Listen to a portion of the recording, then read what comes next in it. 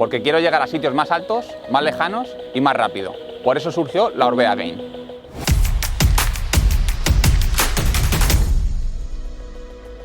Orbea ha sido capaz de fusionar dos mundos, como es la bicicleta eléctrica y la bicicleta de carretera o gravel, que parecían irreconciliables en el modelo Orbea Gain.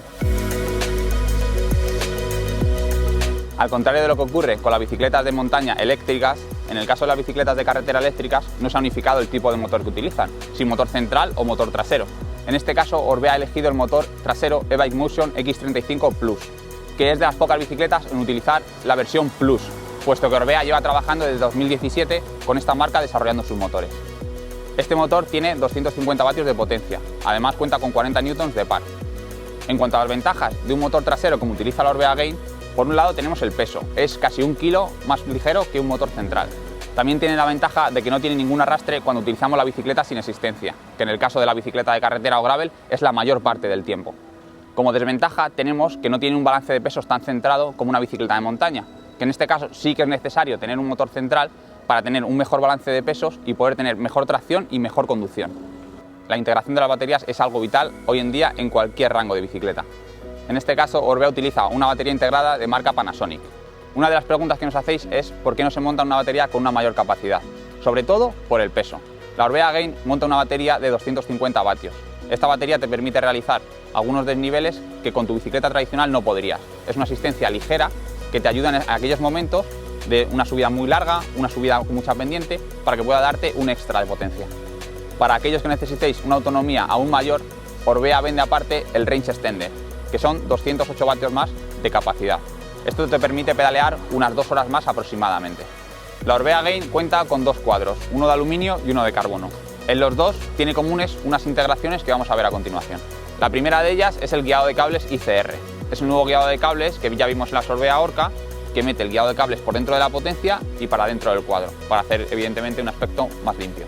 Otra de las integraciones son las luces. Orbea Gain cuenta con luces delantera y luz trasera. En el caso de los cuadros de carbono, la luz trasera va integrada en el cuadro y en el cuadro de aluminio en la tija. Esta luz se enciende nada más arrancar la bicicleta. Un detalle funcional es la integración también del botón de encendido y apagado de la bicicleta, así como la carga de la batería o el cierre de la tija. Todo para tener una integración total tanto en el cuadro de carbono como en el cuadro de aluminio. Como hemos comentado, la Orbea Gain tiene dos cuadros, uno de carbono, que es el carbono OMR de Orbea, de tan solo 1030 gramos, lo que hace una bicicleta de las más ligeras del mercado. En el cuadro de aluminio es un cuadro de aluminio hidroformado que utiliza todas las mismas tecnologías y que es difícil distinguirlos desde lejos. En cuanto a la geometría utilizada en este modelo, es una geometría de tipo Endurance, que es la más lógica para este tipo de uso. Además dispone de 5 tallas, XL, L, M, S y XS. La última pregunta y la más difícil de responder. ¿Y esta bici cuánta autonomía tiene? Pues como hemos comentado es algo difícil de responder. Nosotros hemos llegado a hacer rutas de unos 100 kilómetros y 2000 metros de desnivel, pero igualmente todas las bicicletas eléctricas, como sabéis, a 25 por hora deja de tener asistencia. Entonces puede ser que hagas una ruta de 100 kilómetros a una media de 30 kilómetros por hora y no utilizar nada la batería o utilizarla en aquellos pequeños puntos donde necesitas un pequeño extra. Por si fuera poco para ti, como hemos comentado, tenemos el Range Extender, que tiene una autonomía de unas 2 horas más aproximadamente.